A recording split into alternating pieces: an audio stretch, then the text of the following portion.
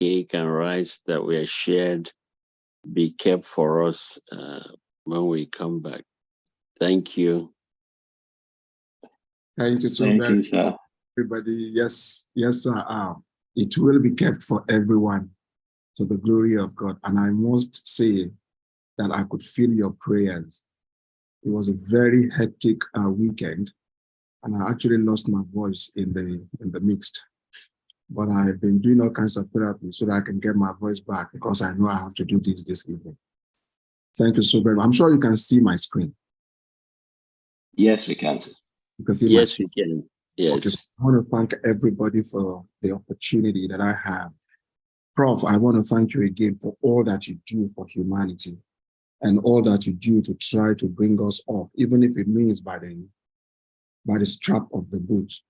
We thank you, and the Lord in his infinite mercy will keep you. And I want to hope that you have enjoyed your vacation. It's about time you return so that we can begin to dig again and see how God goes good for you. I have already packed my bag.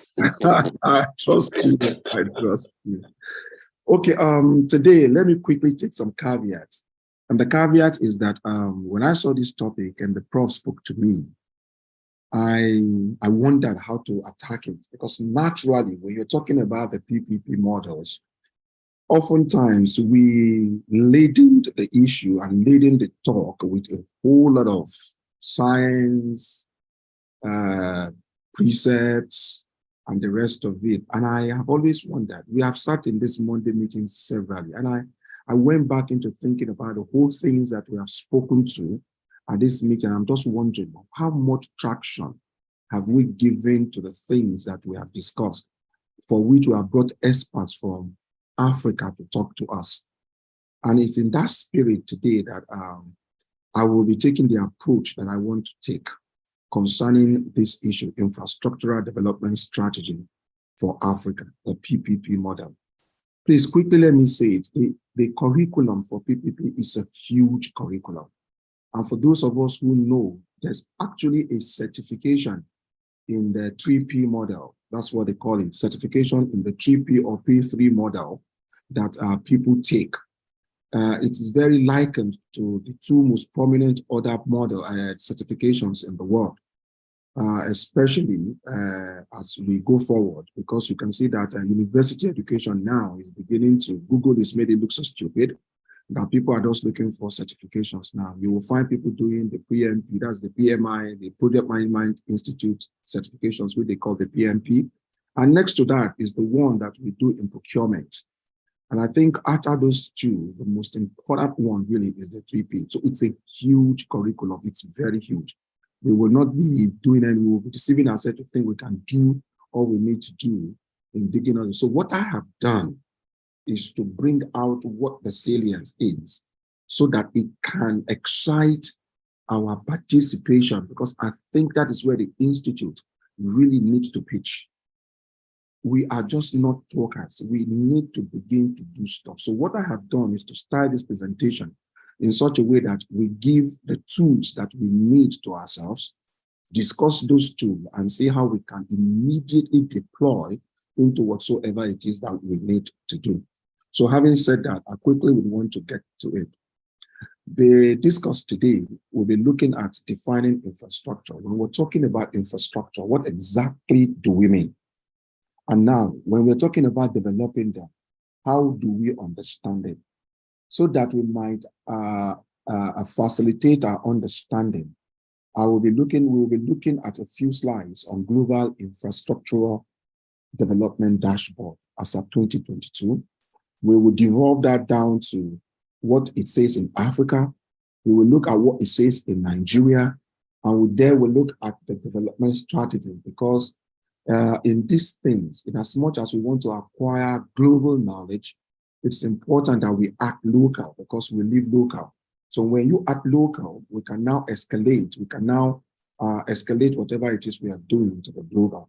But first, you cannot start in the air. You need to start somewhere and then see how that can be scaled up to the things that we need to do. So we'll be looking at the development strategy, and it's going to go along those directions too. And then we will be taking a look at what the PFI and the PPP initiative. For those who know, you know that PPP is an advancement under the PFIs, which the audit office, the National Audit Office in the UK started, because that is where the whole talk about these things actually started. And they started talking about the private finance initiatives, and then they moved it onto the PPP models. We are going to be seeing those aspects that concern us and those aspects that I think we need to concentrate on going forward. And we are going to now be doing a roundtable on the decisions that we need to take, what kind of decisions we need to take, and then we get into our resolve. And I strongly believe that the Lord in his infinite mercies will help us navigate this thing to a good understanding. On this slide, I have tried to define for us what it means when you're talking about infrastructure. I will not belabor the issues because I know you're going to all get these slides, and then you can take a look at the definitions as you are reading even now. I have gone round and round to give you all kinds of definitions from different sources, and those sources you can see credited: Investopedia, Wikipedia, Masterclass, and Top Public Relations. You know, so you have a good understanding to cut across. But importantly, infrastructure is those basic physical systems that help businesses, nations, and organizations effectively function onto productivity. Okay, and you are going to find various kind of, but they are the things we do to give us efficient processes. I just need you to understand. Once you understand that, then the rest is easy.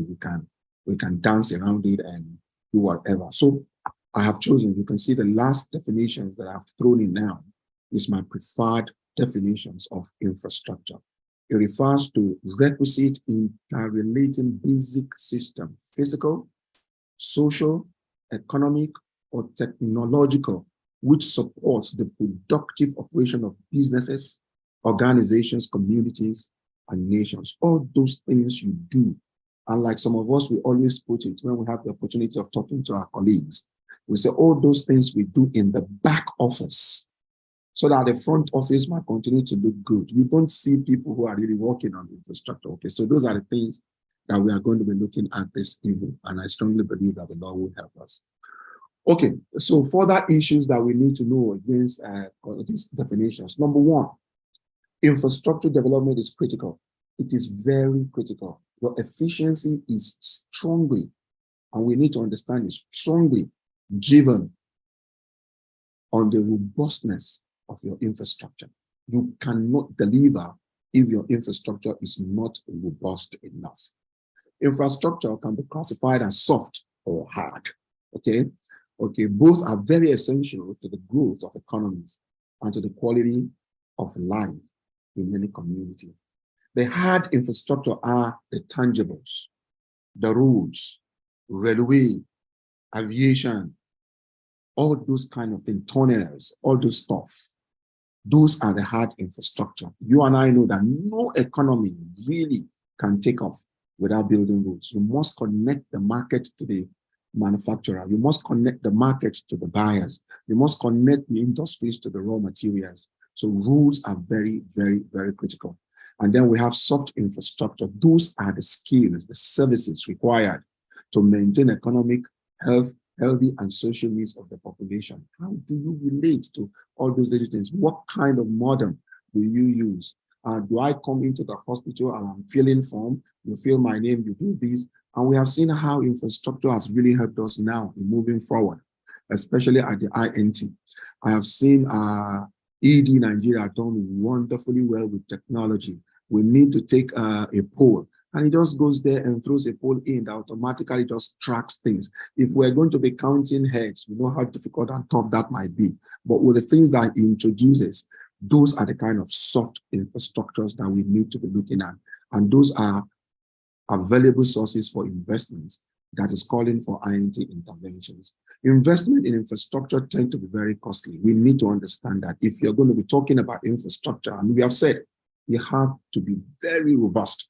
If it is going to be robust to serve its needs, it will call for a huge investment. And this is where collaborations are always encouraged. And if you see that any PPP model, people will tell you that, look, hey, you need to create a consortium. The fact is, without a consortium, it is not likely that you will win any PFI induced projects, because people want to see that you really can achieve financial closure, and those financial closures are not very easy to achieve. We will get there as we go forward. Okay, so projects related to infrastructure improvements may be funded through public or the private sector, or a hybrid of public and private funds. Tonight, our concentration will be on that hybrid, how to navigate pulling resources from the public sector and from the private sector and reaching some kind of harmony to deliver on the things that we now understand to be infrastructure. So now let's look at the justification for the development of infrastructure. Why do we truly need infrastructures in all the processes that we have? The ultimate is to improve human development. That's the ultimate. But there's a whole lot of things that we do. We must look at the advantages they all bring to get in there. Number one is once you have an infrastructure that is good, an example like I've just laid concerning the polling system we have now at the Institute, it encourages me, it excites me. This is what it does. It increases your proficiency. You become more proficient. You don't waste time. You acquire traction. You move faster. You're nimble. You are able to free your time to do a whole lot of things. It enhances productivity. When you develop the right kind of infrastructure, your productivity automatically accentuates. Okay, it generates linkages in production. Immediately, you are able to know if your infrastructure is well structured. You are able to know which of the linkages, which of the nodes of my production needs to be tweaked, needs to be touched. Where do I need to send people for capacity development? Where do I need to teach them, send them for training? What institute can give them the kind of training I'm looking for? Immediately, you see it if the infrastructure is working well. Those are justifications for us to invest in infrastructure. And you see, when you invest in infrastructure, like I just said, it induces further investments, because you now begin to see that, okay, look, it's just not about financial investment here. We need to begin to do human capital development. We need to begin to look at our equipment. We need to begin to look at upgrades and the rest of it. Those are the things infrastructure will help you do. And what it does is, by the time you are there, you begin to produce and then expand the markets, okay? And facilitates the creation of direct and indirect jobs. So when you look at that chain, all those things will lead to improve human development, which is captured by the HDIs that the World Banks and the rest of it always throw at us. It's important that we understand that through these methods, we are able to achieve those things. Now, this is the global pitch. Like I said, I just want to rush through these foundations very quickly. When you're looking at infrastructure, you're most probably just looking at these fields. There are more, but what I have done is to try to put them all, warehouse all of them in a category, in a family. You're looking at technology, media, and telecommunications. This is a veritable brown field, completely brown field. No matter how much we think to do, what we think we know today about technology, we are just opening the books. In fact, we have just begun to read the preface. Where technology is going, investors must begin to look at true pitches in technology, okay? Energy is another field, and I'm happy to know that a number of us, I know my younger brother, Segun is heavily invested here, and that's a veritable source too. It's another brown field. Water supply, it's veritable. Aviation is so capitally intensive, but there are a lot of value, a lot of nodes in its value chains that can be considered going forward for investment. But these are the nodes of infrastructures that we are looking at. Railways, roads, ports and harbor. Singapore, like Prof will always want to relate to, all they did was to rejig their ports and harbor. They had nothing. All they needed to do was rejig their ports and harbor, and they became a hub, and all kinds of things followed. So if you understood exactly where your strength is, and you concentrate on it, put a focus on it, you are able to make a whole lot of money. The extractive industry, that is the mining. And we all know that Nigeria is so mineral rich, okay? Municipal environmental infrastructure, it talks to the correctional homes, prisons, you know, and all other kind of things, and those who take care of our environment and the waste management. Those are veritable pitches globally that when people are looking, hey, infrastructure, they are most probably looking at all these things that we have before us this evening. Okay, so I'm going to be talking to a few of them. So you now begin to see, like I said, I do not want to bore us with the details. When we interact, maybe those things will come out about the precepts, but I want us to be looking at practice. How can we use what is usable in all the literature that surrounds all these investments and development strategies? In energy, why do we need to consider energy? Global outlook of the energy sector. This is what it's looking at. We all know that without energy, there cannot be any development. Everything, energy is in the heart of our development. Okay?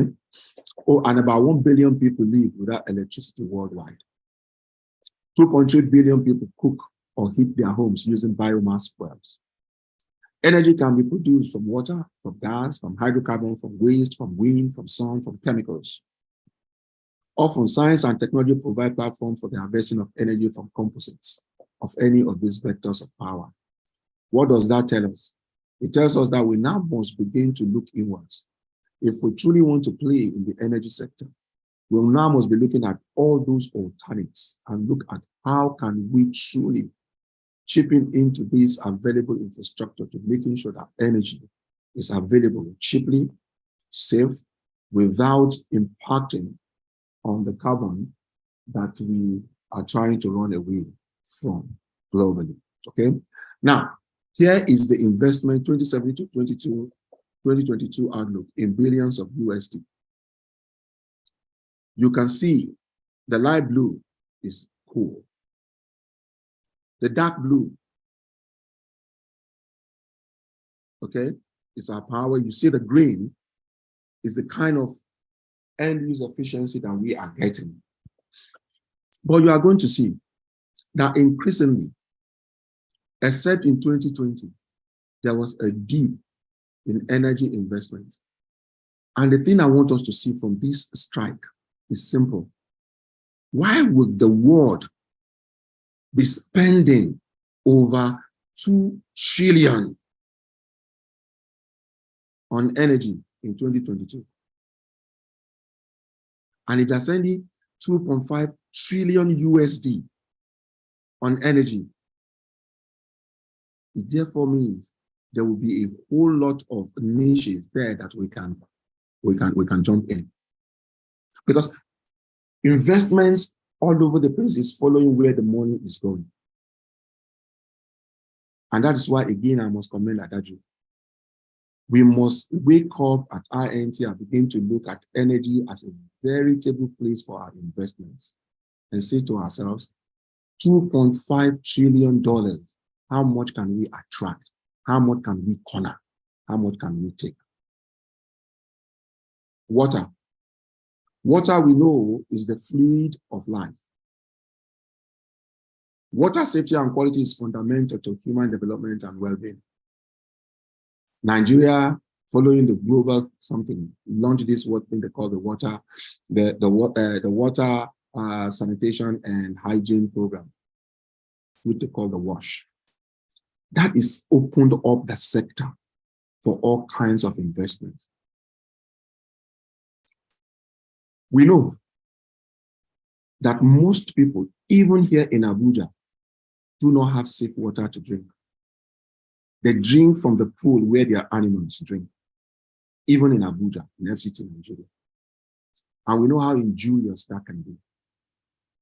114 billion USD is required to provide access to safe drinking water and sanitation in 140 low and medium income countries every year. Folks, what is this telling us? It's telling us that if we dust our act up, in providing solutions, water solutions, we will attract funds immediately. Water supply, about 2 billion people have no access to safe drinking water. Bulk of them are in sub-Saharan Africa. Okay? There's poor sanitation. Till tomorrow, Nigeria will still do open defecation. One time it was India that was leading, now Nigeria is leading. What can we do? Many of us here have been to environments before. Some of us, most of us have been to Israel. I know the INT has been to Israel severally. You can't urinate on the road. What do? You get your coin, go into this public toilets and pay. Why can't some of us in INT put ourselves together and say, let's do something like that? And then look for how to get the necessary legislative backing so that people, and you know what that does? It gives value to your currency because your coins now will begin to have circulation. In Nigeria now, you give the child some little money, he does not even want to greet you and thank you.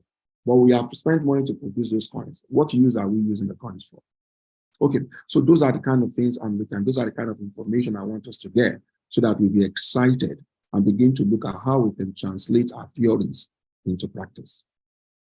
Okay, 22.6 of sub-Saharan Africa is either deeply immersed or prone to open defecation and poor waste management. The whole of Abuja, we do not have one waste management, whatever they call it, we do not have one. Not one in Abuja. So what do? We just gather all those things, dig some hole somewhere and pour them there. Nobody does any recycling. And the kind of recycle we do are just miniature recycles. So we need to begin to look at all those things. I need us to have all this information before we go into those things that we need to go into. Okay, so this is waste management, the same information you can get. Okay, poor waste management leads to debilitating physical and mental well-being. It consumes more funds in the long run because you have diseases and pandemics and all kinds of things coming up. High-income countries collect 84% of generated waste and recycle 15%. Only 1% is intractable. Can you see that? Now, this is where we are. Low to middle-income countries collect 65% of generated waste and recycles only 4%. Over 30% of generated litters and festers. It tells us we really can begin to. When you look at this inverted pyramid here, you see that we live in the era of dumping and landfilling. That's what we do. Can't we migrate to recycling? Can we not migrate to incineration? Can we not begin to do sanitary landfill and gas collection from those landfills? Can we not begin to do composting to generate manure, natural manure, not chemical manure for our farms and stuff? Okay, those are the excitements that I hope to bring to us going forward. This is very common. All of us will know about all this. Technology, media, and telecommunication, the TMT. We know about smartphone adoption because all of us here, most of us carry one or two. So Africa is, so I'm not going to bother you with those details because we're having a lot of things to do. We are going far. But importantly, let me say this one that is in this stuff is telling us something. We have 5.18 billion internet users globally. Don't forget, we said we're going to be looking at the global outlook. We'll come to Africa and then we'll go to Nigeria. This is all global. Okay? So that you know that when you do your business here, you can scale when you have a global outlook on your mind. The details are there so that we don't bore ourselves with it. So it brings us to Africa. In Africa, we know and we agree with the entire world that infrastructure development is a key driver for progress. We agree that it's a critical enabler. We agree that it's a major contributor to human development, just as we have seen in the justification. And that has been put forward in all the development goals that we have worked on. We believe that investment in infrastructure accounts for over half of the recent improvement in economic growth in Africa, because we can see what simple opening up of the telecom sector has done to us in Nigeria, not talk of Africa. And we know that most of them are Africa-wide. So what justification do we have for developing infrastructural growth in Africa? For Africa, the need for adequate infrastructure, secure energy, efficient transport, reliable communication system, resilient sanitation, and affordable housing is very apparent. It does not matter how much you see housing going on in Abuja. You and I know that those houses that they built is just a means of laundering stolen money. They are not houses for the masses. People can't even afford them. There are more houses today that Lisa lives in than human beings living in them. We know that as a truth. So we now must begin to look at our solutions. Solutions must be sought that provides the need and meets the need of those that need them. Africa's vast infrastructure deficit is a constraint on its growth, even as it is a veritable investment opportunity for leapfrogging the continent into a new and more efficient communities. The Nigerian Society of Engineers in its tabloid in the last quarter did an expose on smart cities. I would encourage most of us to read. I think I have a soft copy somewhere and I'll pass it on to people. And they did an expose on it, on smart cities. Africa must begin to migrate to smart cities. We cannot continue to live in Stone Age. And it is going to be people from INT and such other organizations like it that will do it. We will need to bring solutions. And when we bring those solutions, money will follow it. As Africa becomes more urbanized by industrialization, public goods and services become easier and cheaper to deliver throughout Africa. But first, we must understand that we need to industrialize. And to industrialize, it means we are going to have to come together and work as a team rather than working in silos. There are key challenges in Africa, and we all know it. All of us know it. We know it. Reliable and steady electricity. We need affordable, humane housing. You go to South Africa, you hear all kinds of noises about the cities.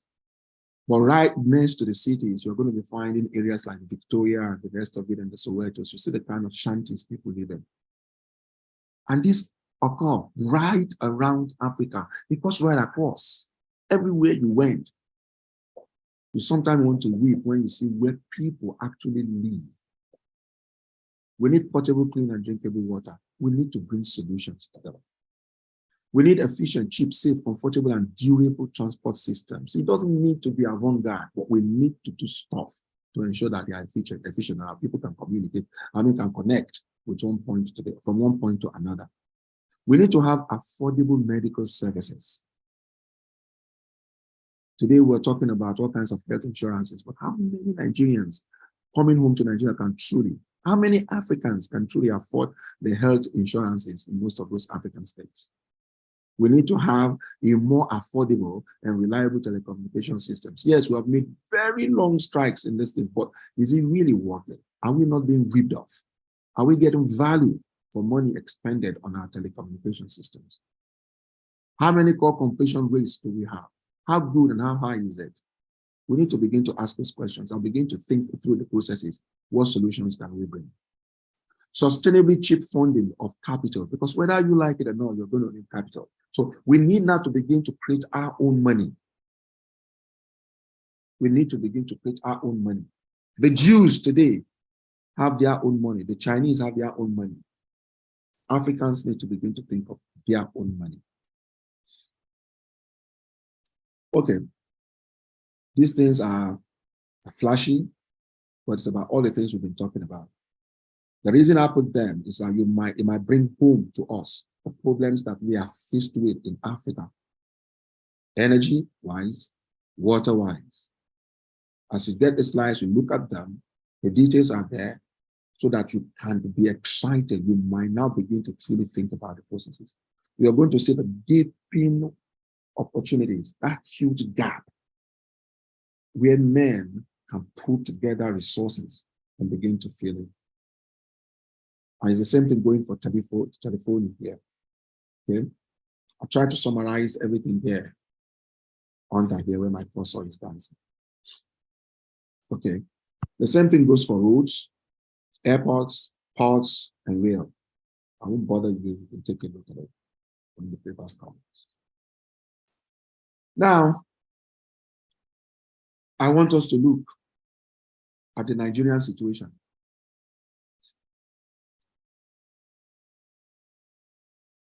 Technology, media, and telecommunication. I'm sorry, I had a bad flu, so I'm trying to just manage this. Okay. What are the problems? All those details you can read, but importantly, let us talk about it, and that is this column. What I have seen, what I've put here is the column. Don't forget, we said where the problems are, those are where the opportunities are hiding. Whatever you think it's a problem, it's a snag. That is where the opportunities are. The telecommunication sector is bedeviled. Why? Inadequate power supply, multiple taxations, regulatory bottlenecks, insufficient human capital, technology and media. No matter how much we think we are doing good, Paystart, all those boys are doing great, but look, there's a whole lot we can do here on that technology. Okay? What are the issues? When you look at the one on the blue under, it's talking to you where we can truly begin to put our efforts, put our money, begin to put up propositions, begin to understudy, begin to learn how to fit in. Rural telephony, competitive and reliable internet penetration.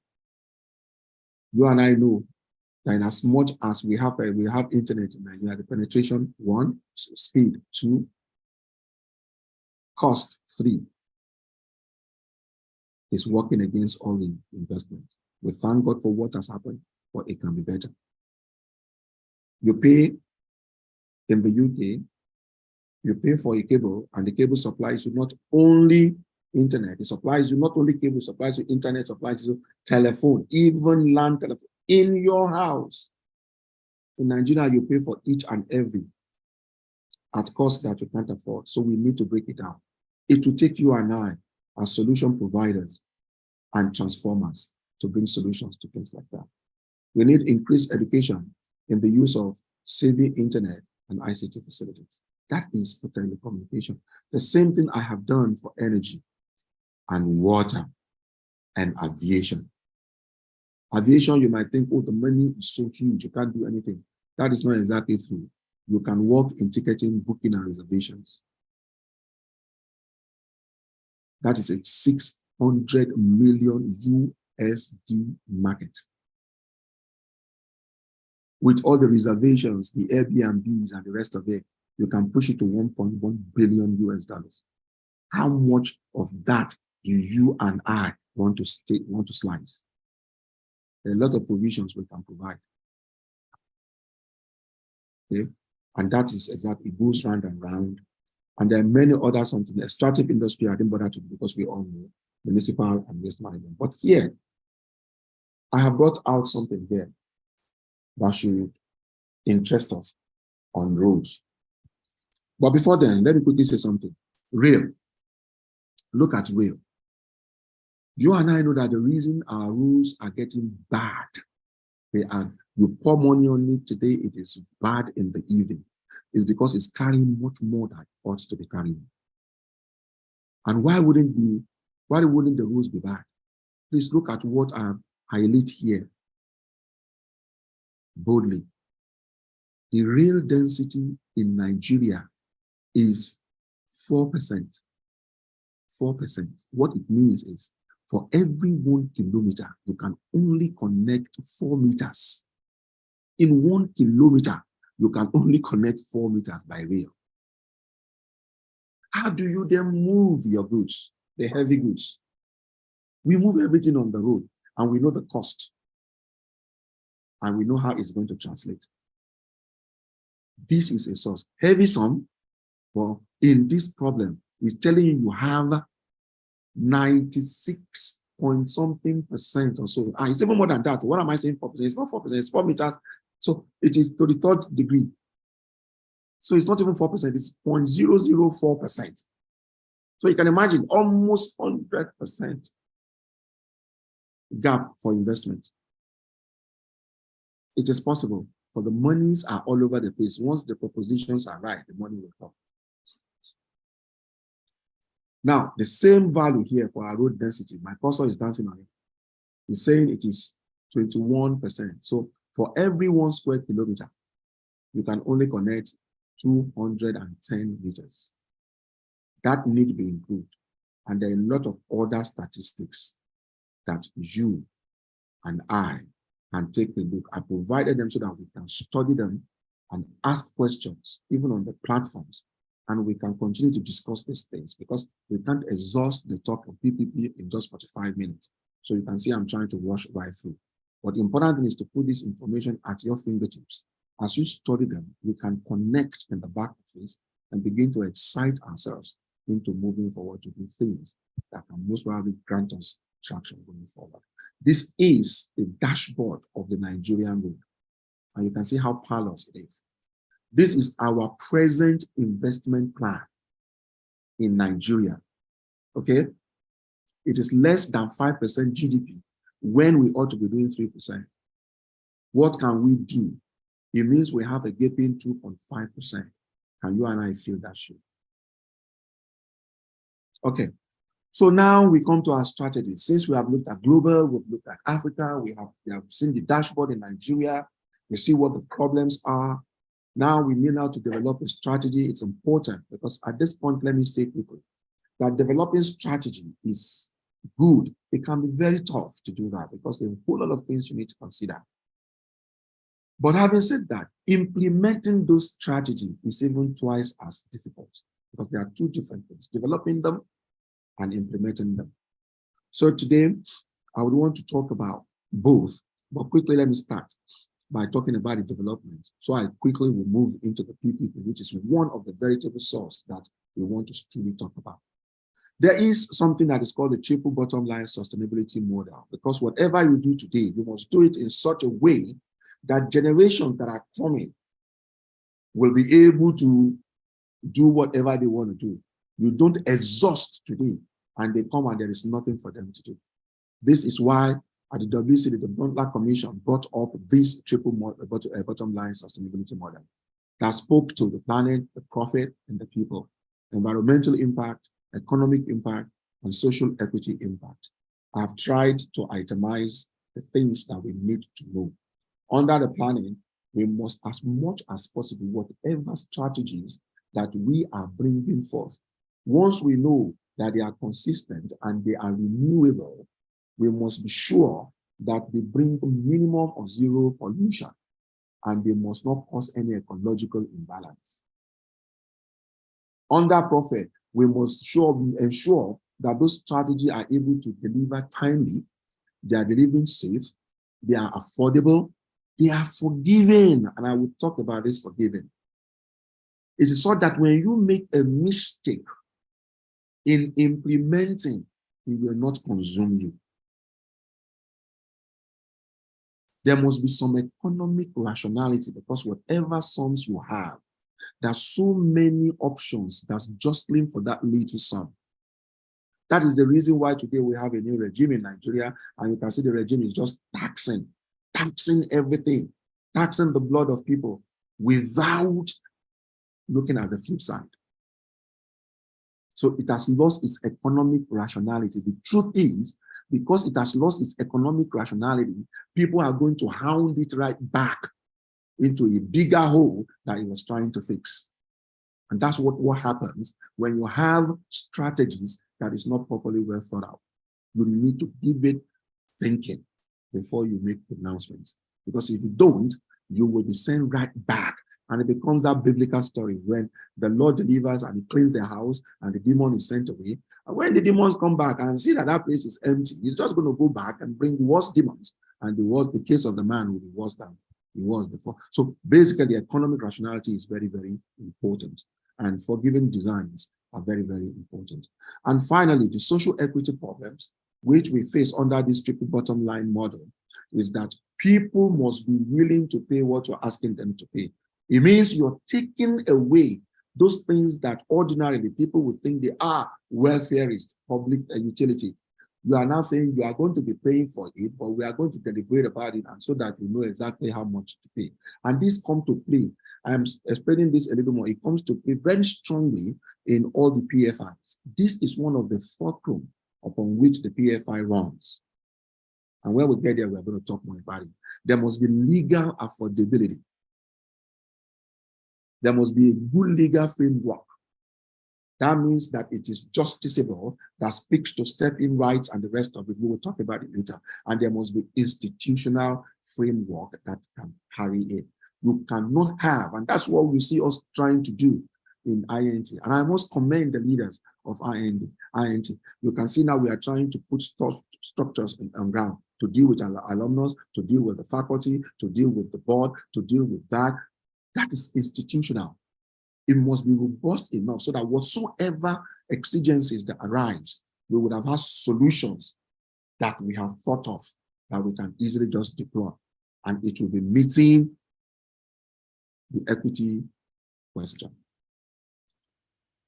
Okay, so here, there's something that I have called a burden of ineffectiveness.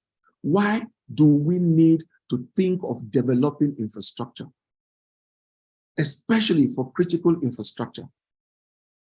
Is it that they do not exist? Or is it that they exist and they are not functioning well? Or is it that there's no efficiency? It calls into what I call the philosophy of the development. And this is what this is speaking to, this whole scenario is talking to. There is a need for us all the time as we move forward to look at our infrastructures, as we see to develop them, to do a health check on them. We need to look at them. What is our funding like of that infrastructure? What is the procurement process like of those infrastructure? Are there any national insecurity issues? What are the capacity and the capabilities? Capacity as in the people who we run, capability as in the installations that would run them. What is the condition of service that is put forward to manage those facilities? Now, do we have climate change? Have we done enough to ensure that our climate, wherever it is we're inserting those strategies, are so that they are forgiven? How strong or weak is our institutions and legal framework? Is there a rule of law that is binding? Is there an arbitration law that we can run to in case of a default? What is their antecedent? Do we have justice? Is there any justiciability in the venture? Now, we need to do, these are the things we do, and we now determine what we do next. But there's something here we need to understand. The whole essence of infrastructure development, folks, is reforms. I'm sure if you're in Nigeria in the last 10 years, all you've been hearing is reforms, everything. Yes. Because there's always, after a time, a redundancy. No matter how good your systems are, there will be a redundancy after its use. Then you must begin to think about reforms, because people are consistently evolving. And since people are so intractable and they are part of your very strong factor of production, there will always be need for reform. There will always be need for retooling, and always a need for us to retain. Okay, so please don't forget that. Reform, retool, and retain. So when you do that health check, it will help you to know what kind of reforms to bring, what kind of retooling you might need, and who not to retain. Who to retain and who not to retain. It's the reason you find today somebody just buys, or for instance, the gentleman just bought Twitter, and the first thing he did was to sack a few people, then the other went in a drone. And he came back as an X, and today X is doing well. It took him some time, but X is moving. Okay, so we need to continue to look at that, so we understand the fundamentals. So when we are talking about this, we have what we call the administrative matrix. It is called divided into development, into funding, and into management. In the development, you're looking at a policy, you're looking at your regulation, you're looking at your governance structure. We had the lectures from a governance expert, and I must thank INT for this. This is development. We are working on going forward.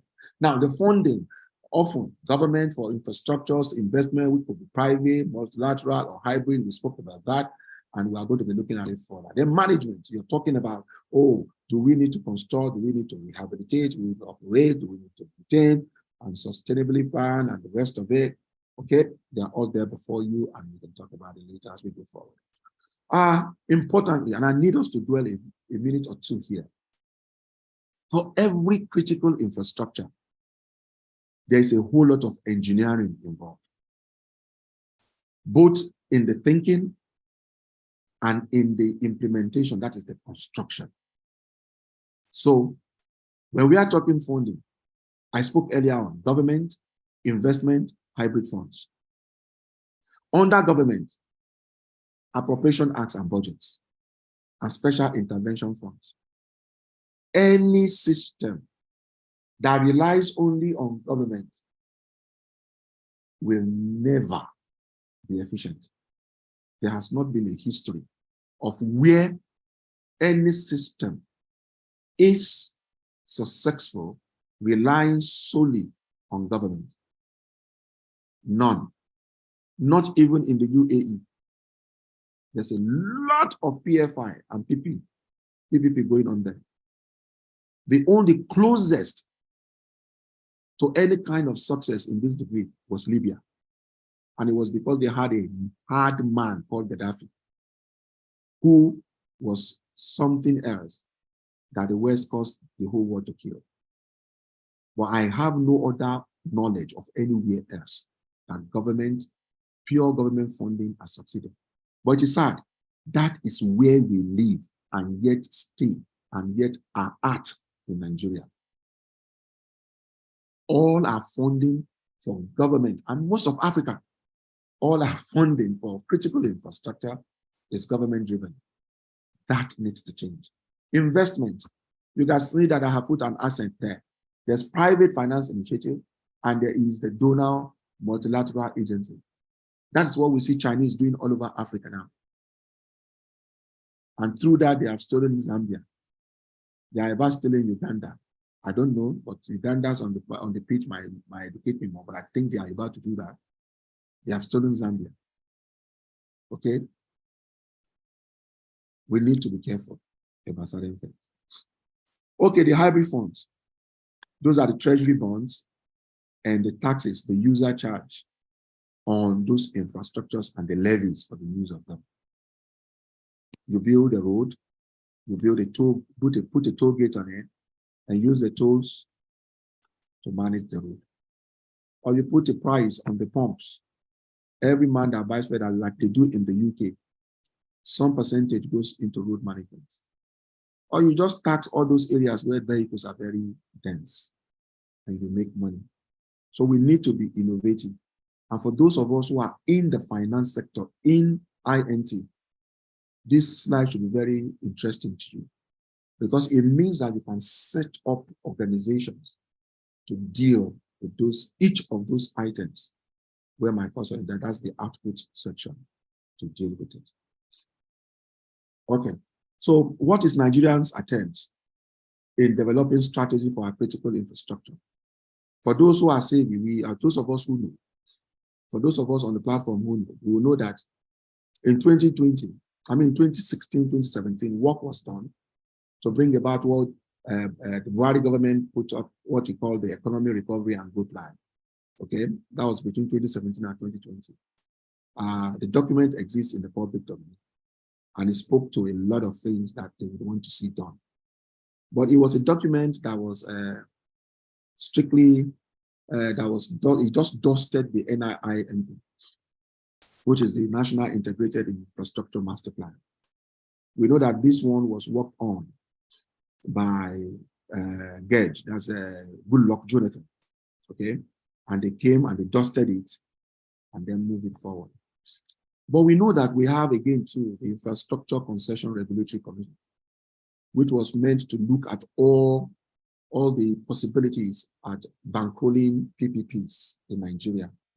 They have a wonderful website, ICRC something.org.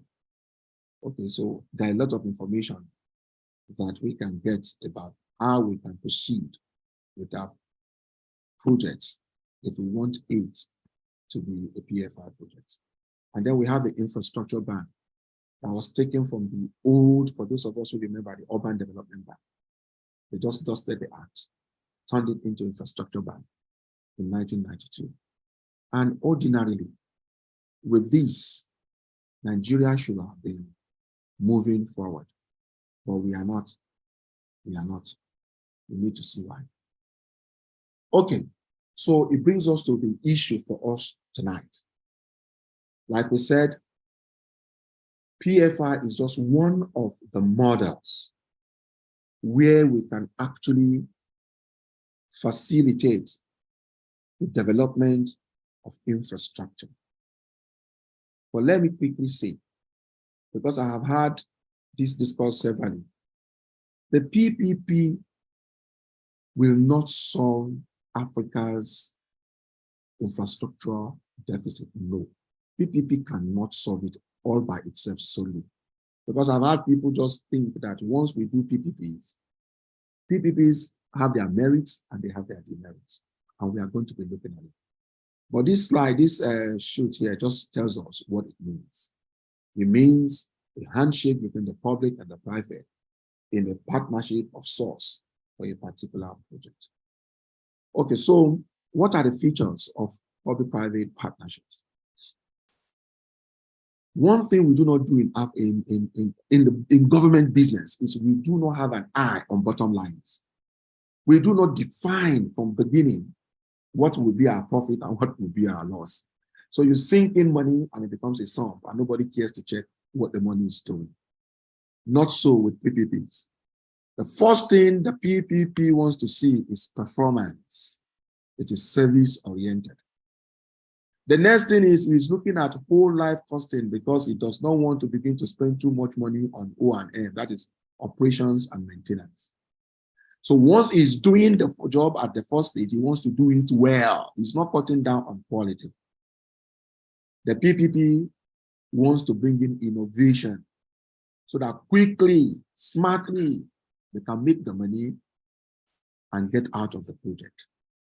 Okay, the PPP have respect for participants and they know what the participant in the PPP consortium is. They know their strength and they assign tasks by the strength. Whoever can bear the risk better, PPP will assign it to that fellow. And that is what I just spoke to risk allocation. That's exactly what it is called, risk allocation. In every government organization, when I joined the government in 2007, I made a mistake most of us always make, coming from the private sector. We always think that people in the public sector are dunces because of the structure that brought them up. I learned the hard way. They are very smart people. It's just that the system won't let them flex. So when you go in there, you must respect them. Why am I saying this? The native intelligence of the public sector, when it meets the financial astuteness of the private sector, critical infrastructure becomes easy to provide.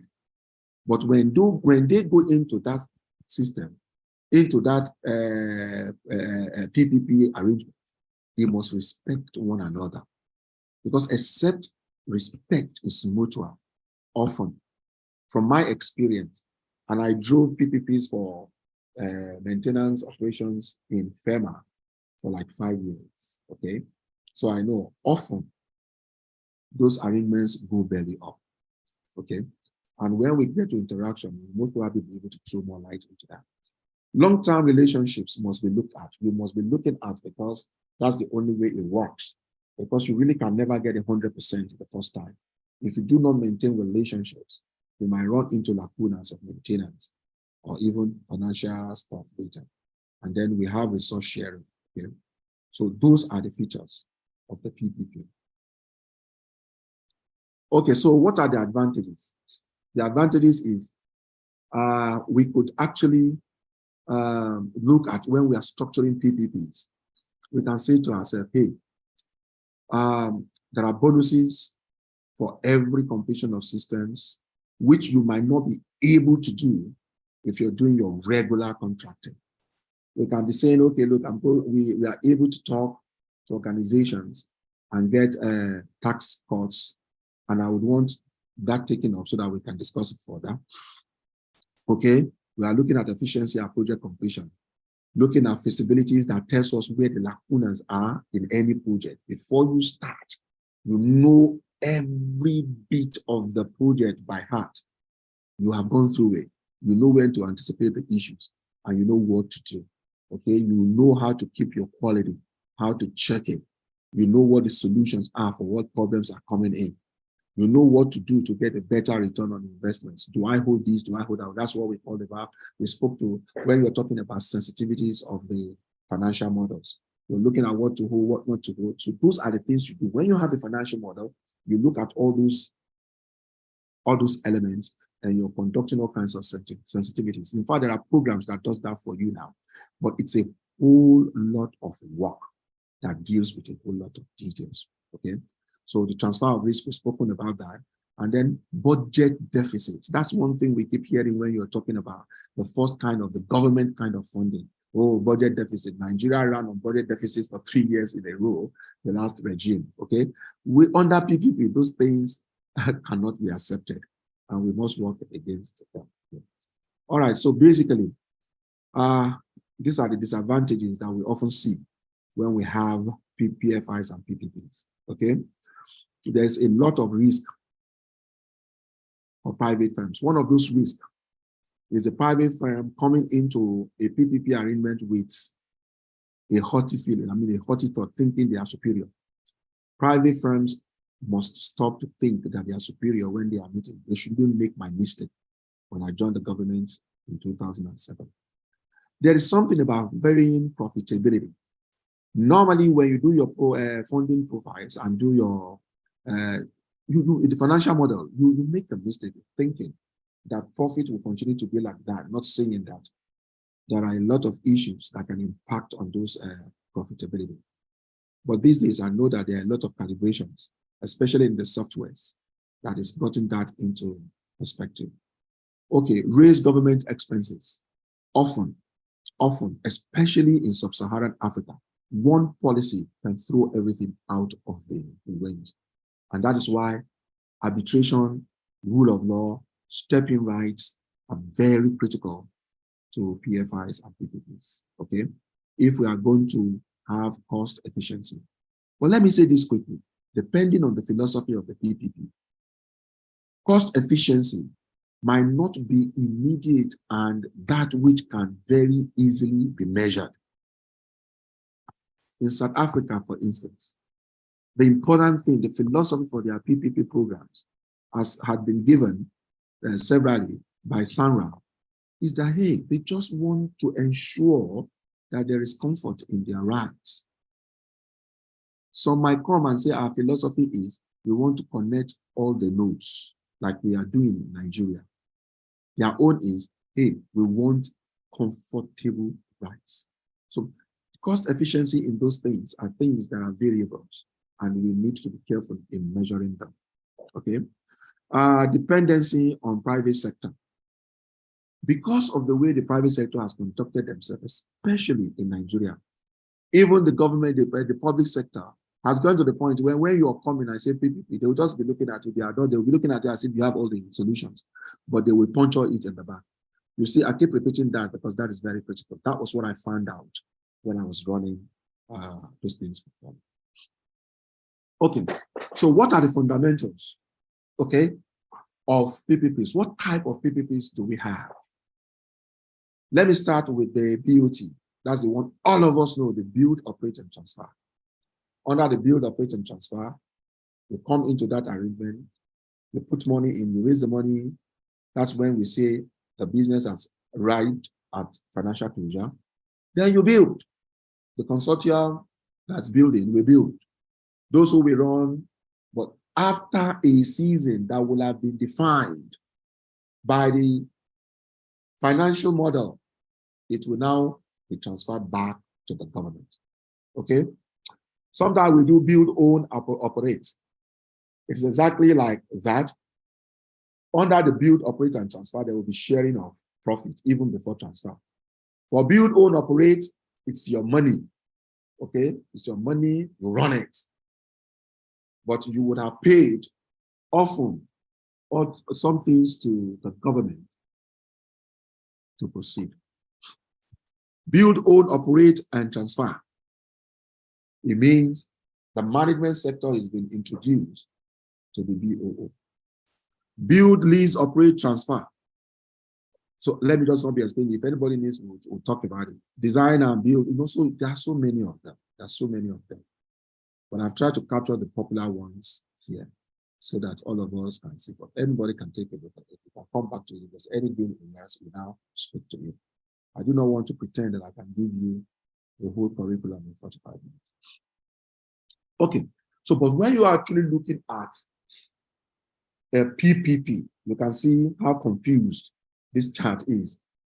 Folks, that is how confused PPP programs can be. If you look at the contract documents, they are something else. They are multi-level, multi-layer, scattered all over the place. So you need to have a calm head. Now, this is a private partner. This is the authority, a public partner, like FEMA, for instance, where I have worked. And you have a few rules you want to put out for PPP and you're calling for bids. There are levels. You can decide to say, hey, I want to do a 2-stage procurement process. I want to do a 3-stage procurement process. I want to do, but before you do all that, you're going to have to do an outline business case. It's called the ABC. You must do an outline business case, which most people call the scope. Once you have done that, in that one, you will explain everything about the project you want to do. Full disclosure. You can't afford to hide anything. You put everything on it. Everything will be out in the public sector. Most times you put them on the internet. Then you will, like I said, you will have defined. Do I want to first call for expressions of interest before I call for the RFQ? Before I begin to negotiate with preferred bidders? You would need to state how in those information memorandum that you are going to put forward on your program, you will state it. It's only when you have done that that you can now begin the process. And the first process, depending on how many stage programs you have decided, is the call for interest, which we ordinarily in Nigeria call the EOI, expression of interest. They come in twofold. One as a technical thing and a financial capability thing. Normally at that level of the EOI, it is just going to be a letter from any of the banks. And we often, depending on how critical and the kind of money that is involved, your bank that is local might need to get an international bank to support it so that it will be legit and it will be deemed powerful enough to play. So when you do that, after that is checked, then the load will be the crowd, the people that has responded, it will be narrowed to a number of people. And those ones will now be called to bring in the proposal. We call it the RFP, request for proposals. But there are times, depending on the stages you want to go through, we call them request for quotation. That is after the request for proposal. You might now say to someone, say, okay, look, hey, I've seen your proposal, but you most probably haven't done this, you haven't done that. We'll discuss that if the questions arise. It will now become an RFQ. It's only after you've studied all that we will now reach what you now can call a contract that will be drawn. And like I said, it's multi-level.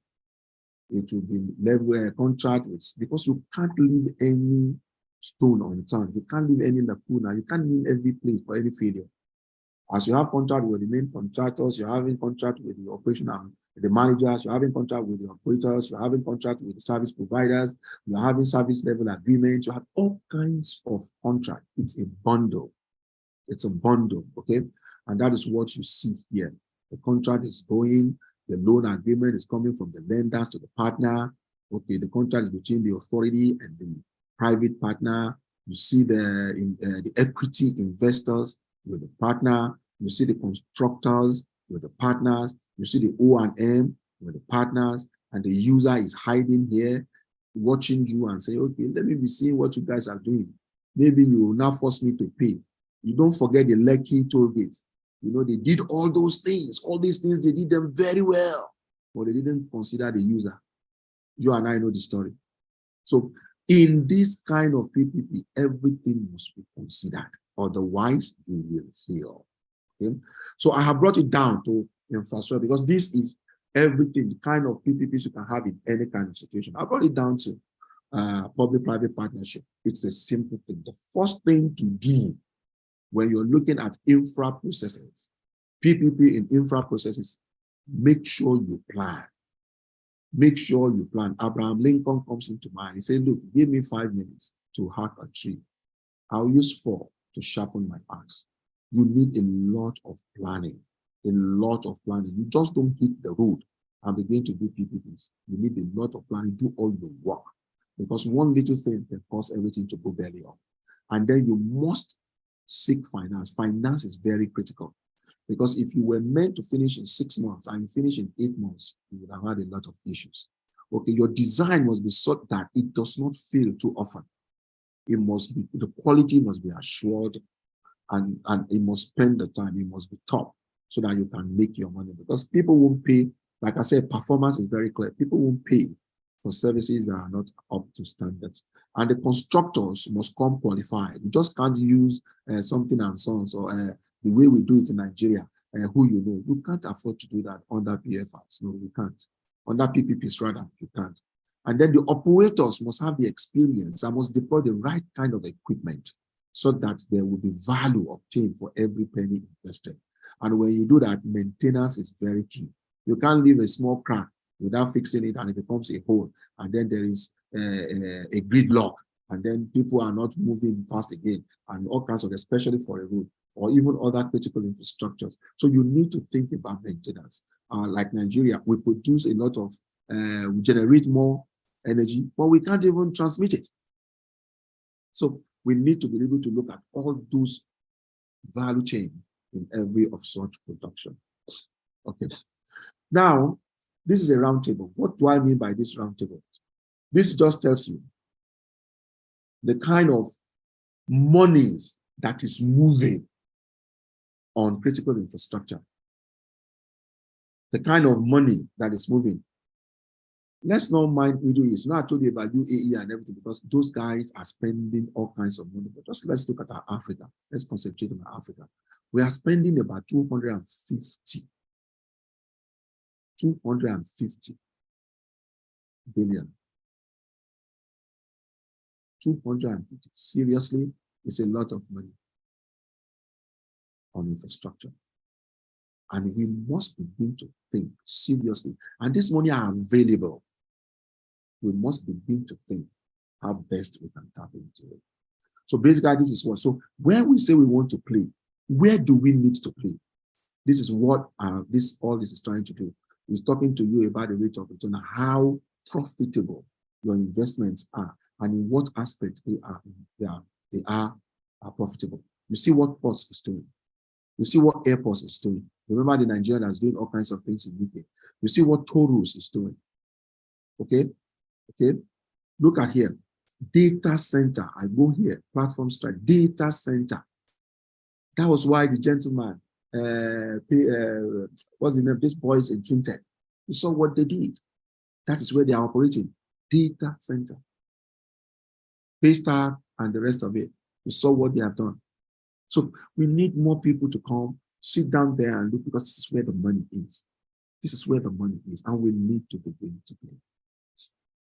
Okay, this is what it means. Just meeting the SDG goals, letting you know that the whole world is waiting for us to play in this regard.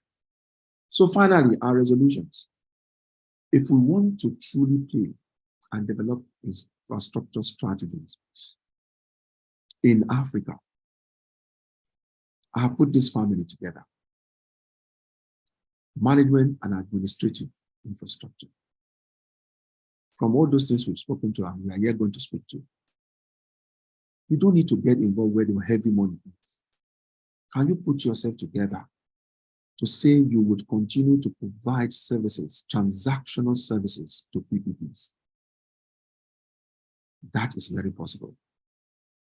Can you put yourself together? Can we put ourselves together rather to say, look, we are going to begin to look for data. Data is one thing in Nigeria that is lacking. And I pray that I find people who's going to join me, because this is my heartbeat, that we are going to begin to sit down together and generate data for all kinds of fields. The MBS is doing their best, but the kind of data they are generating are data that cannot readily be used. We need to get data, because without data, you cannot populate your financial model, and without a good financial model, if you see most of the financial models that we do, even in our systems, they are borrowed data from other clients. And we say, okay, look, let's project. But we need to begin to have our own data, digital infrastructure in Nigeria and in Africa, physical infrastructure. Now, we need to begin to think about construction. Even if we can't go into construction mainstream, we need to begin to look at the value chain of construction. Hey, they will need granite. Oh, they will need asphalt. Yes, they will need buttons. They will need nails. They will need stuff. What can we do? Those are small-scale industries, and they are industries that can make money. We need to begin to situate to get involved. Okay, vocations, technical vocations. Most people today, you and I know, if you want to get people to do POP, you go to Cameroon or go to Togo. You want people to build houses for you, you go to Togo. We need to begin to look at that. And then we need to begin to deliberately begin to learn. Our lawyers need to begin to learn. Our political people that we are going to begin to produce at INTAAN must begin to understand how it plays for development. That if development must occur, we now must begin to think out of the box and begin to situate. I think if we're able to, for starters, resolve and say, look, we are going to look at these 5 families and see how we situate ourselves in. We most probably might be looking for an earlier evolution, an arrival of the African community. I must stop here and thank you and open up for discourse, hoping that the discourse will throw up more details. Thank you so very much, and God bless. I cede the floor. Wow.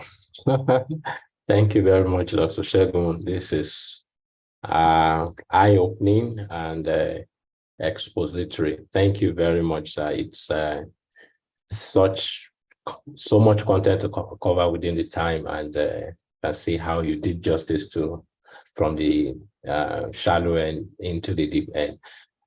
Yeah, so I would like to take probably just one question so we can finish on time. Thank you very much. We see the applause is coming in, and advisable for those of us who are here, please go back and watch the video, and we'll be able to get some of the meat of what was shared, some of the slides that he went over very quickly.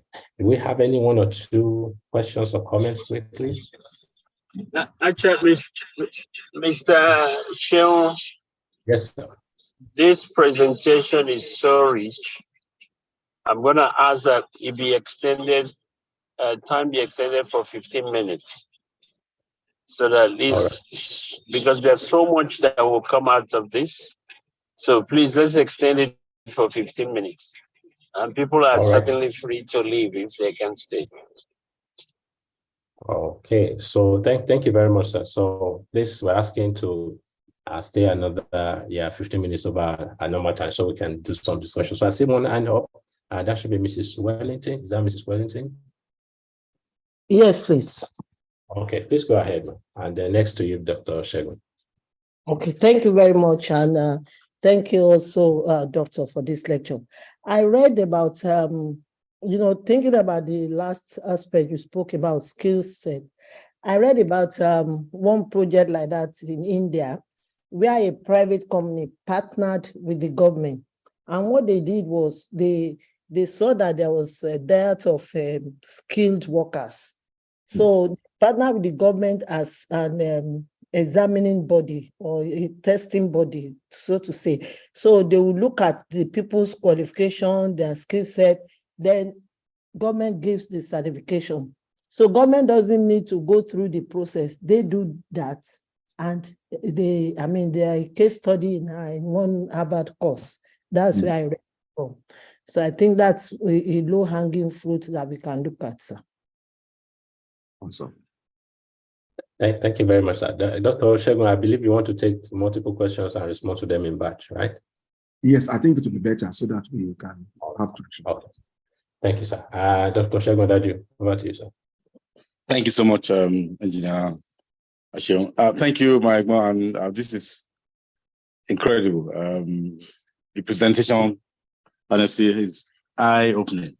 I just want to hammer on the role of, quickly, an organization like INT, which also exists in other form, maybe in other countries or even in Nigeria, where advocacy for reforms, one of those you also mentioned, is taken highly, and it creates an enabling environment for some initiatives to kick in, particularly by the private sector, because most times it's difficult for the private sector players because most of them are profit driven.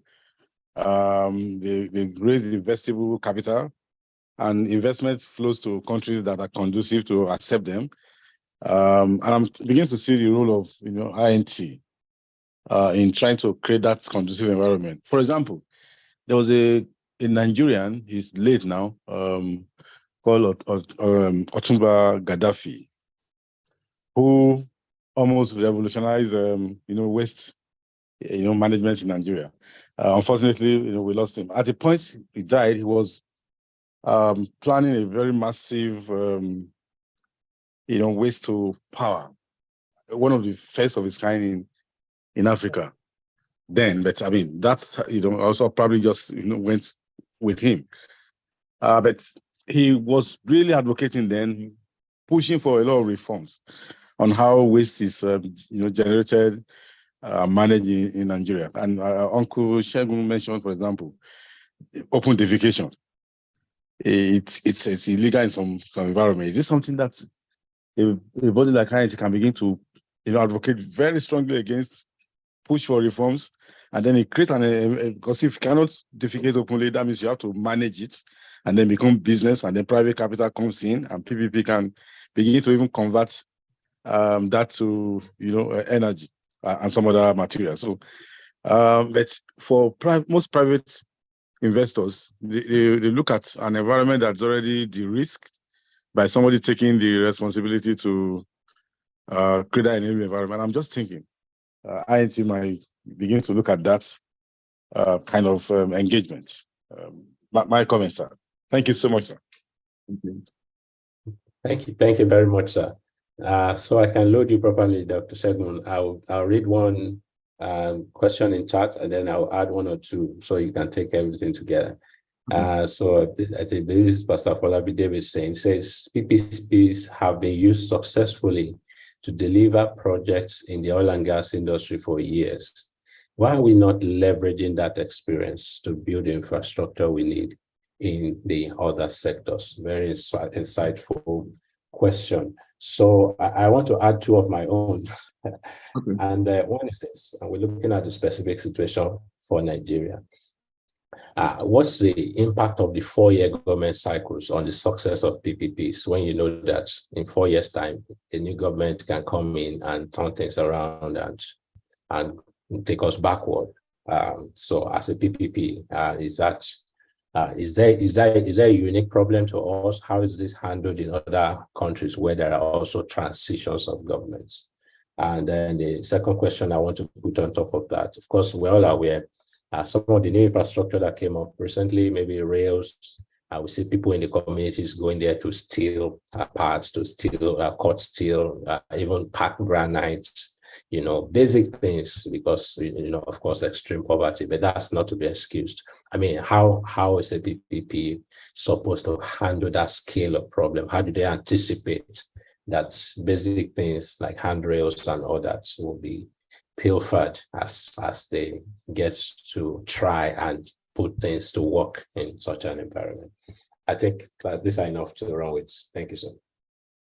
Thank you so very much. Quickly, let me, okay, Madam Wellington, you're very right about the skill sets. And it was not actually a question, you made a comment, and I need to further establish it. You see, in India, for instance, yes. Hyderabad, whatever, I can't pronounce that name. Bangalore, Hyderabad, and Hyderabad. Do you know the amount of one-room ICT institutes they have in India? They are not waiting. And that is why today, all the ICT in the world is manned by Indians. I hope you know, 90%, 80%. I'll tell you from Alphabet to Microsoft to all of them, they've covered everywhere.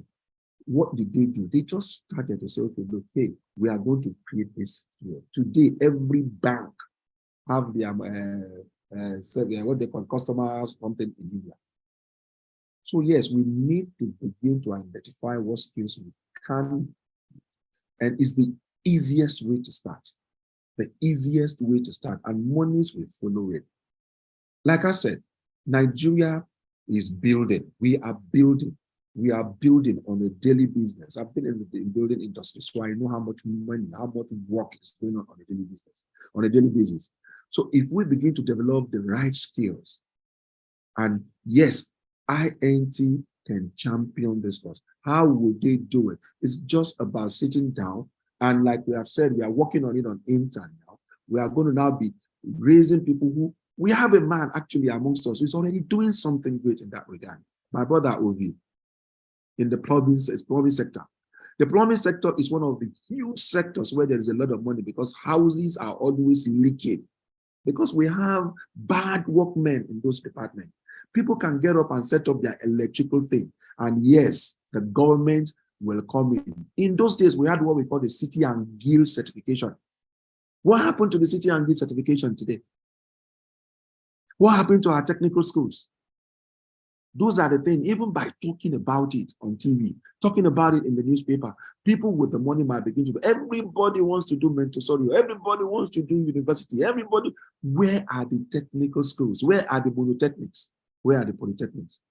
So maybe when we begin to talk about it, that will generate those things that we need to do, and then we might begin to find private support. Let me say quickly, yes, for us to begin to do the right things, and that leads me to Segun and Daju's question. The issue of startups in Nigeria is a serious problem because of the rates, the cost of funds. You know, we said something about cost of funds. Cost of fund is so astronomical. There's no way you can go. I listened to the gentleman that owned Peace Airlines the other day, and he was talking about getting money at 28%, some 32%. Come on. What kind of business can this man do even if he's not carrying cocaine? How is he going to pay back? So we all need to look about it, and it's all about legislation. We cannot legislate when we are not manufacturing. So it's a vicious cycle, and the cycle is such that we must find a way of breaking it, whichever way we can. Yes, Segun, I totally agree that the problem, like we said, wherever the problems are, that is where the money is lying. Open defecation is no longer tenable in the season in which we are in. So is urinating anywhere, okay? So yes, if we get serious in INT, and we have said that to ourselves severally, if we get serious, we would now begin to lobby the National Assembly. We won't tell them where we are going. We will just be lobbying to stop open defecation first. Let us even get that one in first. If once that one goes in, bam, the day it goes in, we'll begin to raise money to build toilets in popular public places. Before anybody wakes up, many of us will have become billionaires raising those things. But first, the legislation has to go. We need to lobby legislation first so that we can now begin to move.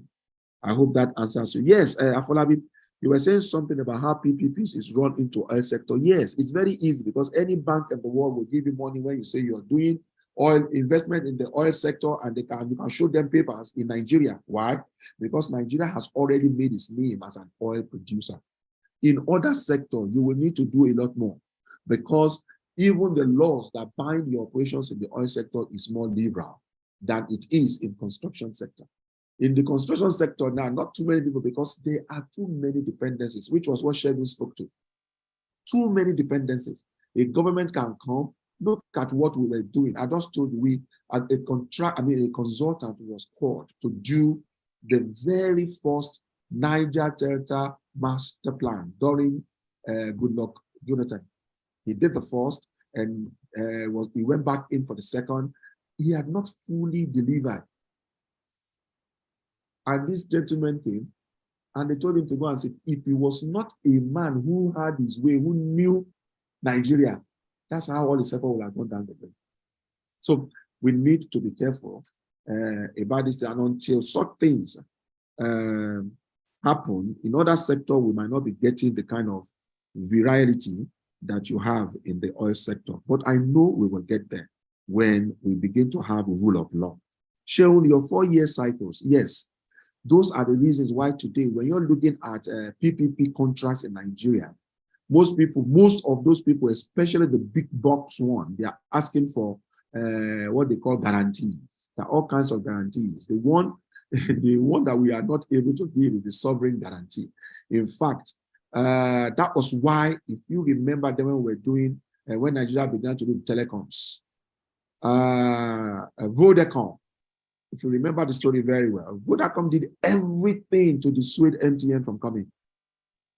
Because Vodacom came and said that Nigeria must give them sovereign guarantee. And no nation does that. What it means that you underwrite, if you wanted to underwrite, we would have done it by ourselves. So the 4-year cycle in government actually is knocking on the door of sovereign guarantees, except we have another ways in which we are able to talk about it. That look, we must understand that governance is a continuum. But for as long as we play the kind of dirty politics that we play now, we, the professionals, must sit back, and we have said that severally to ourselves, that we must begin to make noise, because today money is flowing into Namibia. Today, money is flowing into Tanzania.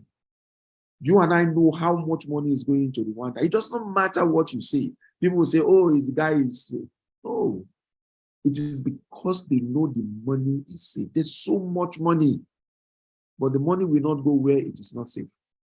So those are the issues that we have around that. And I think strongly that there's one question you asked. I think I've left that because I couldn't write it fast. Segun, what was your second question? I got the 4-year cycle. I think I've answered that. What was your second? About stealing of public infrastructure. Yes, vandalization. Vandalization. That is a horrible, horrible, horrible thing. We are going to need to deploy technology to not allow that. You and I know, you are in the oil sector. There are certain pipes that you can lay today. The moment you touch it with anything to puncture it, a charge of electricity is going to wipe you off. I'm sure you know that. On the railways, for instance, it was strange. I heard that people went to remove sleeper on the railways. Can you imagine? Well, railways should have been monitored. In the UK, for instance, is the most monitored nation in the world. Everywhere there's a camera. So you don't need to be told not to beat the traffic light.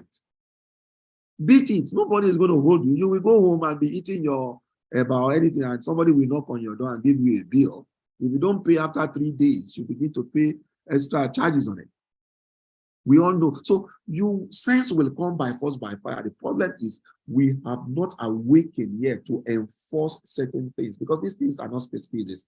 It's all there. The facilities are there. All we need to do is to put all our rail lines and monitor them. If anybody get there, let's shock, let the charge come, and then the charge will deal with them. When they deal with them twice, you might think it's wicked, it would never happen again. But above all, it's a social equity issue. We need to sit down as a nation. Some people cannot be given back to 20, while other people are doing family planning. And then the Nigeria that we all own will be taking care of everybody. And that is the problem. Now, they are given back to 20 somewhere, and those 20 cannot fully be taken care of. They are not even going to school. So they become a liability.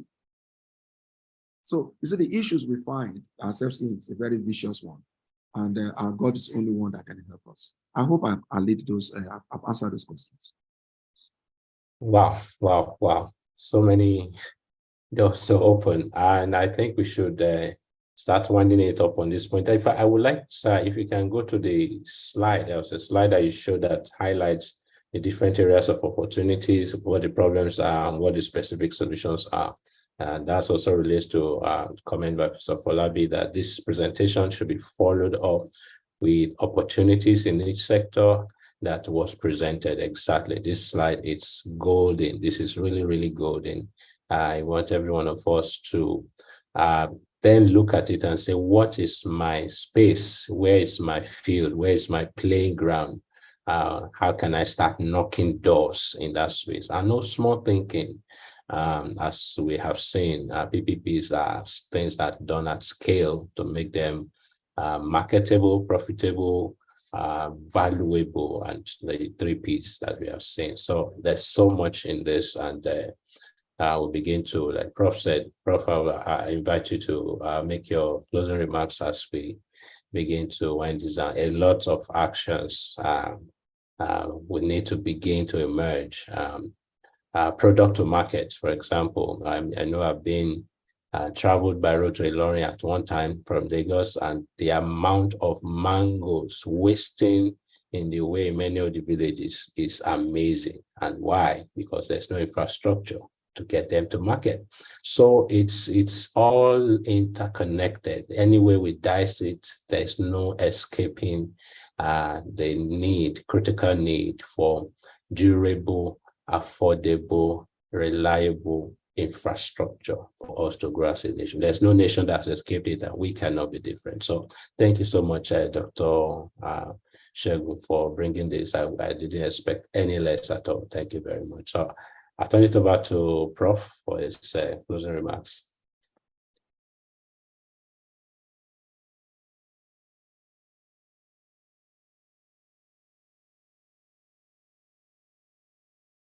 Hello, Prof. Are you still there?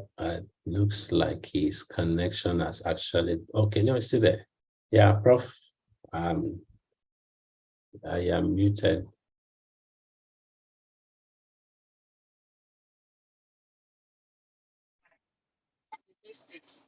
Okay. Again, good evening, everyone. Evening, sir. I just want to really appreciate Dr. Olusegun. I didn't know you are such an excellent teacher. Mr. Segun, please mark him down. He needs to rewrite our lecture on the role of infrastructure and bring it up to date. And number 2 thing is that I see great potential for INT alumni establishing companies in the different areas, and not just in infrastructure. So I'm really excited about the potentialities of INT alumni, and I can't think of a better person to champion that than Dr. Olusegun. So I'm just excited. I don't want to say much. I'm just wondering, how do we now broaden this discussion and actually have deliverables, give assignment to interested groups to begin to develop, if you will, systems and processes to activate these wonderful ideas. So thank you so much, Dr. Olusegun. I thoroughly enjoyed it. And I was driving actually when you were presenting. But thank you again. And thank you, Mr. Segun, for allowing us to stretch this a little bit further. I'm coming home this week, so I'm tired of America. I've eaten all the hamburgers, so I'm ready for work. God bless you. Thank you. Sure. Thank you. Thank you very much, sir. Before we go, Dr. Segun Toluhi, before you go, please, you are going to pray. I'll just mention 2 announcements, and then we ask you to pray as we close.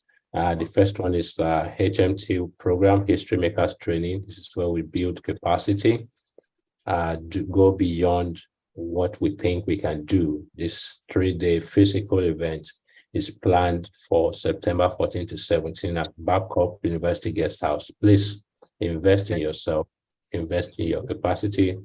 Let Institute for National Transformation take you to your next level of capacity in performance. And then the next one is our international conference coming up in New York in a few weeks from now. It's in the international annual conference, and this time we're speaking specifically to agripreneurship, the key to Africa development. So this, you can go to our website or go to registration.intinternational.org, and you see the overview of the conference, and then you will be able to register online and make your payment. So please make it a date. This is going to be a very impactful event, and you can also attend remotely, but we suggest please be there in person, and you will be highly impacted. All right. So with this, thank you, Dr. Segun, and like I said, we ask that you just give us a closing prayer as we shut down for tonight. Thank you, sir. Okay. So please let us pray. Our Father and our God, we thank you for such an hour as this. We thank you because we know that you don't begin to bring people together and begin to open certain truths to them if you weren't ready to do something. Yes, sir. We know, Lord Jesus, that we can do nothing of our own because we lack the understanding. We lack the wisdom. We lack the knowledge. Therefore, unto you we come today. We ask for you. Because every house is built through wisdom. It is understanding that will establish it, even as knowledge will make it beautiful. Father, we have come. We are acquiring knowledge on a very regular basis. But we know that always is not enough. Today we come before you and we are asking whatsoever we would need, so that we would appropriate our knowledge, which you have called understanding, give it to us in the name of Jesus. We ask that we would be like the sons of Issachar, who knew the times and knew what to do even in that time. Because when we know the time and know when to do our pitches, Father, wisdom would have arrived. We therefore ask, grant us wisdom in the name of Jesus. Thank you, Father, because we know that soon INT will be noted. Members of INT will be noted. Not only because we said we are INT, but because of the things we do. People would want to know, who are they? Why are they doing it? Yes. Yes. From here on, it begin to speak. Who are they? Because of the things they do. In the name of Jesus. Thank you, Father, for answered prayers. For in Jesus' precious, powerful, and mighty name, we. Amen. Amen. Amen. Thank you very much. Happy birthday once again, sir. Thank you, sir. Honored. I felt your prayers. And I will send you a little bit arrives. God be with us. Honored, sir. Thank you, Paul, for giving me the opportunity. Enjoy. Thank you. Thank you, sir. Thank you, sir. Good night, everybody. Good night. Thank you. Mm-hmm. Good night, Mama. Thank you.